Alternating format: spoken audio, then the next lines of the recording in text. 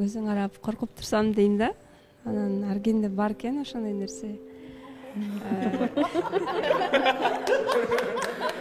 Жеңим